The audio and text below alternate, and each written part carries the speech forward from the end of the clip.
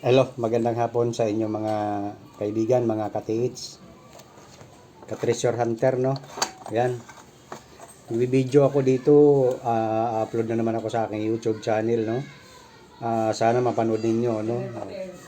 Bihira ako makapag-upload ng aking mga video sa YouTube channel, kaya kung kayo ay nakafollow sa akin, so pagpasensyahan nyo na hindi po ako madalas makapag-upload no, kasi minsan busy. Ayan, may lakad din po kasi. Ayan, ang pitsa po ngayon ay ayan, March 1, 2024 ng hapon, mga 4 o'clock na po ng hapon. Ayan. Ayan, nandito po ako ngayon sa Pasay. Ayan. Shoutout ko na nga pala yung mga lahat ng mga bumili ng scanner sa akin, ano. Ayan, shout out sa inyo lahat, taga Baguio, Pangasinan, saan pa yun? Sabila, Pampanga, yun, yung ibang mga ano, yung taga Pampanga, yung pumunta dito sa bahay, no? Pumunta sa Cavite mismo, no? At doon nila kinuha yung gadget, no? Pero yung ano, mayroon pa iba, Antipolo, Laguna, Quezon City, taga Cavite rin mayroon pala, ano. Saka taga diyan sa Indang Cavite, no. Yan, shout out kila Tiger, no. Diyan yung iniskan ko diyan sa may malapit sa tulay ng ano, tawag dito, Indang na yan, Indang sa may Alulod. Yan. Shout out na sa inyo dyan kay Kernel. Yan. Tiger dyan. Dyan nakatira sa Metro Gate. Yan. Kumusta na lang sa inyo lahat dyan kay Tatay. Yung may-ari ng lupa dyan sa miskan namin. Ano. Yan. Malaki yung deposit dyan. Ano, malalim nga lang. No? Pero mo, sa gitna mismo ng ilog. Yan yung ano, deposit nila. Kasing lalim ng kawayan, medyo malalim talaga, no? Sa gitna ng ilog, may butas, and then papunta doon sa ilalim. May butas dyan na kasing laki ng drum siguro ang butas, pero napakalalim. Yan. Andyan sa may kawayan, mayroon din dyan, di ba? Shout out na rin dito sa mga taga Bicol, ayan, yung bumili sa akin ng detector, saka yung bumili ng scanner. Taga Lupis, ayan, Lupis, Quezon Province, ayan. Saka Batangas, Laguna, ayan. Shout out nga rin pala dito sa diyan sa Bicol, sa Paracali, diyan sa may Tabas, Paracali. Ayan. Saka dito sa Labo, taga Labo, ayan, Camarines Sur, ay Norte. Norte ba o Sur?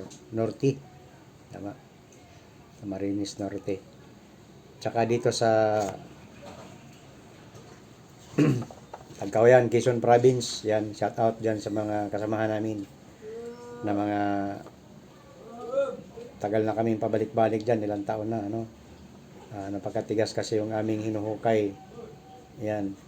Kaya accurate po ang aming gamit. Ayan, kung gusto po ninyong bumili, tawagan na po ako sa number ko. Ayan, nakalagay naman po dyan sa YouTube channel ko. Ayan. At saka dito sa buyer namin ng old coins dito sa may taga Canada, shout out po sa iyo, sir. Hintayin mo lang mga siguro 1 week na lang ang kulang para dumating na po dyan. Ayan, $8 po ang isa. Ayan, magbibideo ako, pwede rin ilagay ko na rin sa YouTube para makita talaga ninyo kung gaano karami yun. Ayan, marami po yun, tonelada po ang dami nun. Isang tonelada, 1,000 kilos. Ayan, ganyan po karami, no. Ayan. Bali, ano po yan, 5 drum. Ayan, 5 drum po yan. Ang gamit po namin ay yung gamit ko din. Sana yung bumili dyan sa gamit ko na yung ginamit din namin ay makakuha na rin yan. Yan mismo yung gamit ko, gamit namin hanggang ngayon. Yan. Pero sa ngayon, mag-upgrade lang din po ako ng gamit. Yun pong tag 900,000. Kaya antabayanan na lang po ninyo, bibili po ako. Ayan. Tag 900,000 ang isa. And then, mayroon nga po pala akong isi-share sa inyo. At siya nga pala, yung lahat na bumili sa akin ng scanner and detector dyan sa Luzon, Visayas, Mindanao, shout out na dyan sa Panabo, Davao del Norte, yan. Kila Mayor, kila Kernel, mga kapitan, kagawad, specialist ng Purokto, Baracoda, San Pedro, Panabo City. Yan, mga Butay family dyan. Yan, kapatid ko, mag-anak ko, yan. Mga Mudya, Sabanal family, yung mga sundalo dyan. Maraming Sabanal dyan, family. At saka dyan sa Butuan, dyan sa may Iloilo, mayroon din mga Butay dyan. Shout out na rin sa mga Alcacid family, yung pinanggalingan namin dyan sa may Mualboal, Cebu. Yan, tsaka sa Dumaguete, yan. May mga Butay po dyan, saka mga Alcacid po, mga kamag-anak po namin yan. Shout out sa inyo lahat. Yan, mga kaibigan. Yung mga bumili po sa akin ng scanner, so yun po, kung tiyaga lang po kayo at makakuha rin po kayo basta nasa tamang tiyempo lang. Ayan po, huwag lang po kayo magmadali siguro. Ayan po, mayroon po akong isi-share sa inyo. Ayan, ito po. Yung iba, tinitesting ko mismo yung gamit para makita nyo na kung gumagana or positive siya. Meron po akong isi-share sa inyo. Ito po ay hindi naman to gold bars. Ayan. Ayan. Mukhang gold bars lang po siya. Ayan. Ayan po. Pero legit po siya. Original siya. Hindi ko sinasabing sariling gawa lang. Ayan po. Dati na po yan. Ito po ay antique. Yan, nakuha rin po ito. Marami po ito. Yan. Kaya yung mga bumili sa akin din ng scanner, 'di ba? 'Di ba po gumagana dahil 'yun ang gamit ko din. Marami 'yun. Ayan. Kaya pakita ko. Parang gold bar siya pero kahon lang ito. Ayan. Yan po yung likod niya. Ayan. Ayan po. Ayan. Butas. Yan. Yan po yung likod nito. Yan. So, kumbaga, talagang sinauna siya. Yan. Talagang gawa na siya noong araw pa. Ayan. Ayan po siya. Ayan. Mukhang gold bars po siya. Ayan. Kaya po,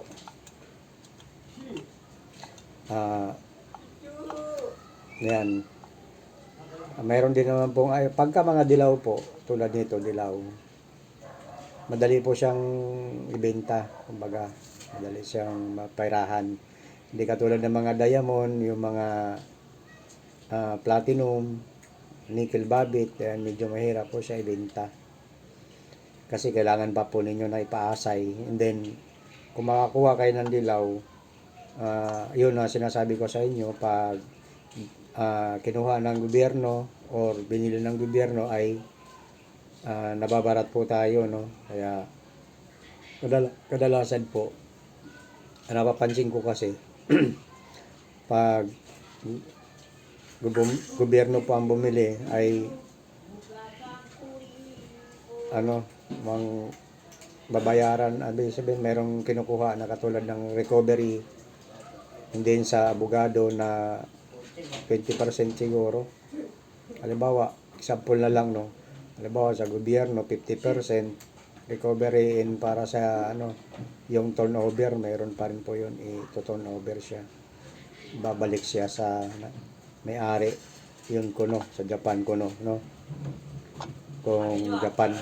Pero napansin ko mga kaibigan, hindi lang naman pala Hapon ang nagbaon, no. Kasi bakit itong iba naming old coins, bakit siya, yung US siya, American old coins siya. Ibig sabihin, hindi lang pala Hapon ang nagbaon, mayroon ding Amerikano, mga Amerikano nagbaon din pala ng gold bars dito sa atin. Yan. Na kami po ang nagpapatunay po, ako po. Kaya kitang-kita ko po sa dalawang mata ko na US Amerikano po ang nagbaon, hindi Hapon. And then dito naman sa iba, napansin ko bukod sa Amerikano ang nakapagbaon, meron din palang Chinese nagbaon, kasi dito sa nakuha namin iba ay Chinese po ang laman, ang Chinese ang mga items na nandoon sa ilalim ng lupa. So pati rin pala yung Chinese, nagbaon din pala sila ng kayamanan sa lupa. Yan. Meron namang iba, hindi rin naman pala yan lang ang nagbaon. Meron din palang Pilipino na nagbaon din ng kayamanan. Katulad ng iba, yung mga tibod, mga sinasabing tibod. Ayan. Yung iba, mga Pilipino na po ang nagbaon yan. Mga namamatay, sinasama nila yung kayamanan nila sa libingan nila. Yun, kaya nagkakaroon ng mga antique, no? Yung libingan ng mga sinaunang tao nung araw. At saka yung napansin ko, yung mga mga Espanyol din na yan, may baon din yan sila pala. Nagbabaon din sila.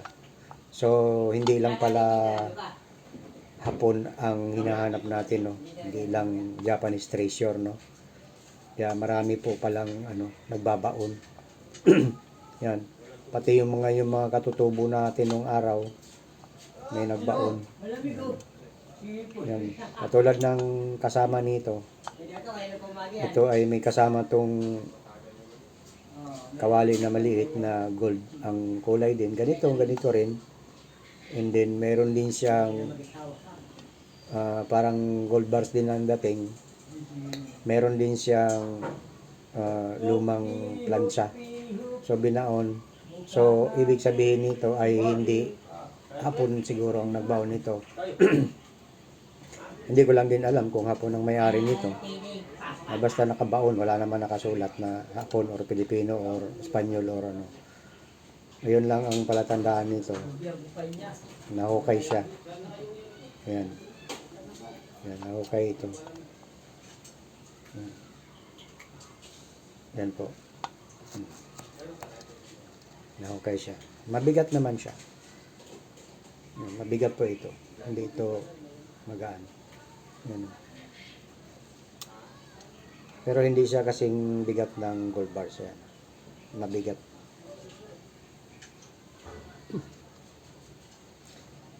Ayan po, yun ang masasabi ko, no. Hindi lang pala Hapon ang inantabayanan natin na hukayin natin tulad ng Yamashita treasure. Meron din pala yung isang general pa. Kalimutan ko lang yung pangalan. Siya po ay isang kasamahan ni General Yamashita. Yan, kalimutan ko lang yung pangalan. Isa rin siya sa malaking Japanese Imperial, no, na mga nakipagdigma dito sa atin, sa Pilipinas. So, nung natalo na sila ng Amerikano, so siguro nadala nila yung ibang kayamanan nila, and then ang alam ko, na ilabas nila yung iba sa Pilipinas, kaya nagkaroon ng baon din dyan sa bandang Malaysia and Indonesia. Yan. Kasi may kakilala rin po ako dyan na mga nagtitreasure din. Mayroon din silang nahuhukay. So, hindi lang sa Pilipinas ang may Yamashita treasure. And then, yung barko naman na lumabas, yung hinabol ng Amerikano, ang alam ko, lumubog po yun siya dyan sa may bandang Palawan yata yun. Hindi ako masyadong sure, pero bandang dagat ng Palawan. Yan, yung medyo malalim na lugar yata dyan. Hindi ako sure, kasi hindi naman ako nagre-research talaga. Basta banda dyan. Lumubog po yun. Yung mga sundalo ng Hapon na nakatakas, pero lumubog din. Yun, nabombahan yata ng Hapon. Ay, nabombahan ng mga aeroplano ng Amerikano. So, lumubog. Ayun. Pero yung iba na, yun nga, katulad ng naitakas na nila, Kaya marami din ang Hapon dyan sa may Malaysia in Indonesia. Yan, kasi yan ang mas malapit sa atin. Yan, shout out dito sa ano, yung kausap ko nung nakaraan. Saka yung kabibili lang nung ano, detector. Ito naman si Sir ano, yung taga Canada. Yan sir, hintayin mo lang dyan yung old coins at ipapadala ko. Yan, nakita mo naman. At saka magbibideo ko, tsaka i-demo ko sa iyo yung scanner para malaman din ng kapatid mo kung paano gamitin. Yan. Kaya tsaga lang po. Yan, ito po ang patunay. Hindi naman to original na gold bars. Parang kamukha lang. Kamukha lang siya. Yan, kahawig. Yan. Hindi naman din siya piki. Hindi naman. Kasi totoo naman siya. Yan, matigas naman siya. Di ba? Yan, kaya ano siya. Correct siya. Pero hindi siya gold siguro. Or either may halo lang to. May halo lang. Baka mga 10K lang siguro to. 8K yan. Baba lang. Yan mga kaibigan. O, yan na lang po. Hanggang dito na lang siguro ang video ko pala. Shout out ko na rin mga kamag-anak ko dyan sa shoutout na lang dyan sa Compostela Valley, mga kaibigan ko dyan, mga Makilan family, yung kumpare ko dyan sa Compostela Valley, Cumbal Province. Yan. Tsaka sila, Gingging, tsaka yung mga kaibigan, mga classmate ko dyan noong araw. Dyan ako elementary hanggang grade 5, grade 6. Yan. And then Manila na po ako nakatira hanggang ngayon. Nagbabakasyon lang po ako. Ang tabayanan nyo nga pala dyan, yung kukuha ng scanner dyan sa Davao. Ayan, dadating ako dyan ngayong March 20, 2024. Ayan, pero hindi nyo ako mahihila or makakapunta sa area ninyo kung ako'y busy po. Ayan, kasi pupuntahan ko rin po yung mga area ng kapatid ko tsaka kila Kernel tsaka dyan sa Dato Abdul. Ayan, yung sa Dato Abdul, ayan, hindi pa rin yata nila nakukuha dahil medyo nagkakagulo yata ng konti. Ayan, hindi nagkakaintindihan between ewan lang between officialis and then to mga kapatid nating Muslim. Sila yung may-ari kasi dyan ng lupa. So, hindi sila nagkasundo. Hindi ko na alam yung naging usapan dyan kasi hindi na po nakisali yung kapatid ko. Yan, umayaw na po. Yan. Tsaka yung nandyan sa yan, Carmen. Ayan. Ayan, Tagum. Ayan. Agusan del Sur pala, shout out yung nakakuha dyan sa Agusan del Sur. Ayan. Sana maalala mo ako na mabigyan mo man lang ako ng balato kahit konti lang, isang hiwa lang ng ganun, pwede na yun, bahala ka na. Kung buo naman ganito, edi salamat kasi marami naman yun. Kaya lang medyo nagkaroon siya ng diferensya ngayon sa utak, na takot siguro or nag-isip kung paano niya i-dispose yung kayamanan niya. Yan. So, nakabili naman siya ng maraming sasakyan. Nakabili ng mga lupain. Niogan, Palayan, Bundok.